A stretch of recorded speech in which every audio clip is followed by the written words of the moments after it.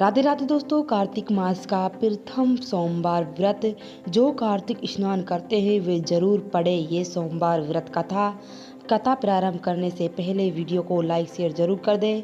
बता दें कि किसी नगर में एक धनी व्यापारी रहता था। दूर दूर तक उसका व्यापार फैला हुआ था।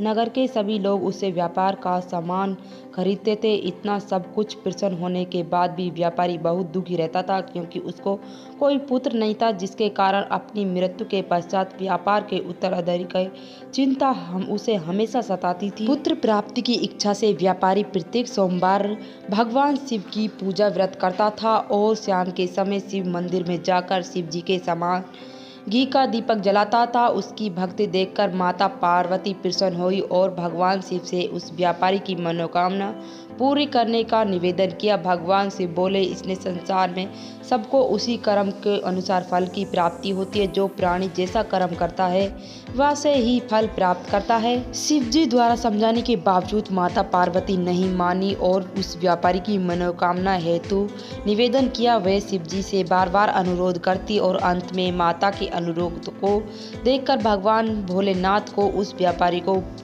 पुत्र प्रसन्नता का वरदान देना पड़ा। वरदान देने के पश्चात भोलेनाथ माता पार्वती से बोले, आपके अनुग्रह पर मैंने उनको पुत्र की प्राप्ति का वरदान दे दिया, परंतु ये पुत्र 16 वर्ष से अधिक समय तक जीवित नहीं रहेगा। उस रात भगवान शिव और व्यापारी की स्वर्ग आए और उनको पुत्र प्राप्ति का वरदान दिया। उसको पुत्र के 16 वर्ष तक जीवित रहने का बताई।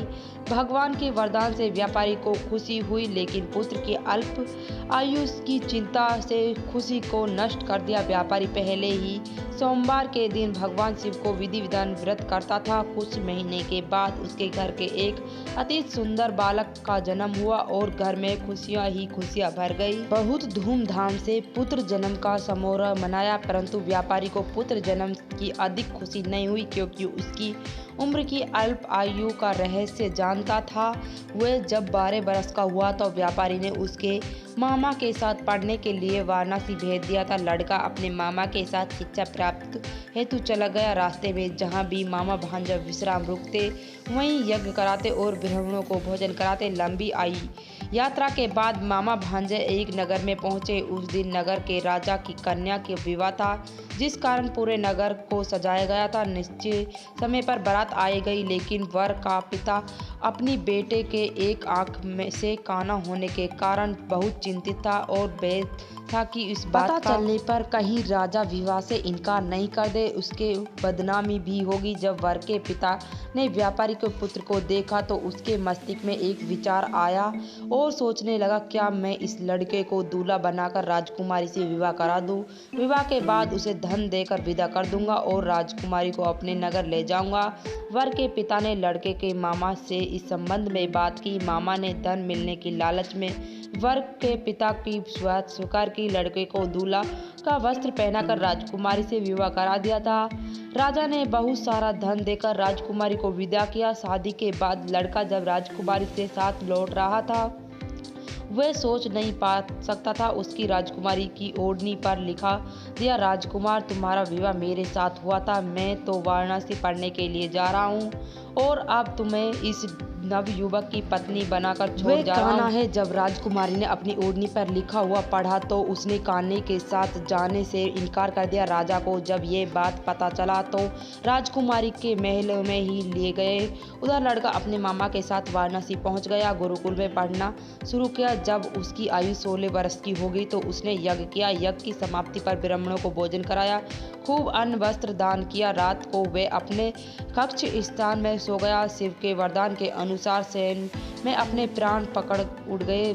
सूर्य उदय पर मामा मृत भांजे को देखकर रोने पीटने लगा। आसपास के लोग भी एकत्रित हो गए। लड़के के मामा का रोना विलाप न करने के स्वीकार समीप से गुजरते हुआ भगवान शिव माता पार्वती ने देखा कि जब माता पार्वती बोली, हे भगवान प्रणनाथ, मुझे इससे रोने की स्वीकार सहन नहीं हो रही, आप इसी व्यक्ति को कष्टों की अवश्य दूर करें। भगवान शिव ने माता पार्वती के साथ अदृश्य रूप के समीप जाकर देखा तो भोलेनाथ माता पार्वती पार्वती से बोले, ये वही व्यापारी का पुत्र है जिसे मैंने 16 वर्ष की आयु का वरदान दिया था। इसकी आयु पूरी हो गई है। माता पार्वती ने फिर भगवान शिव से निवेदन किया और उस बालक को जीवन देने का आग्रह किया। माता पार्वती के आग्रह पर भगवान शिव ने उस लड़के को जीवित होने का वरदान दिया और कुछ समय ही पल में वह जीवित होकर उठ बैठा। शिक्षा समाप्त कर लड़का मामा के साथ अपने नगर की ओर चला। दोनों चलते ही उस नगर में पहुंचे जहां उसे विवाह हुआ था। उस नगर में यज्ञ का आयोजन हुआ था।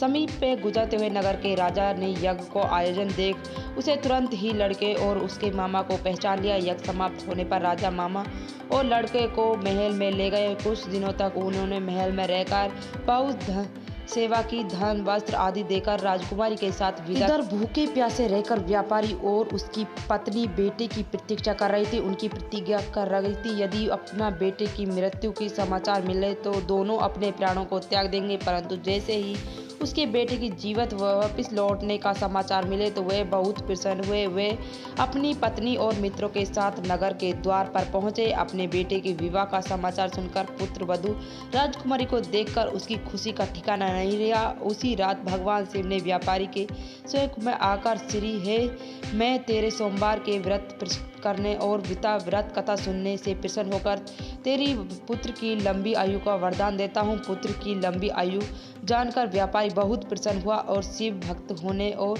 सोमवार का व्रत रखने से व्यापारी की सभी मनोकामना पूर्ण हो गई। इसी प्रकार जो भक्त सोमवार का विधि विधान व्रत करता है और व्रत कथा सुनता है उसकी सभी इच्छाएं पूरी होती है। तो ये संपूर्ण जानकारी कार्तिक मास के प्रथम सोमवार व्रत कथा के बारे में। वीडियो अच्छी लगे तो कमेंट में जरूर बताना। कमेंट में भगवान शिव और माता पार्वती जरूर लिखना।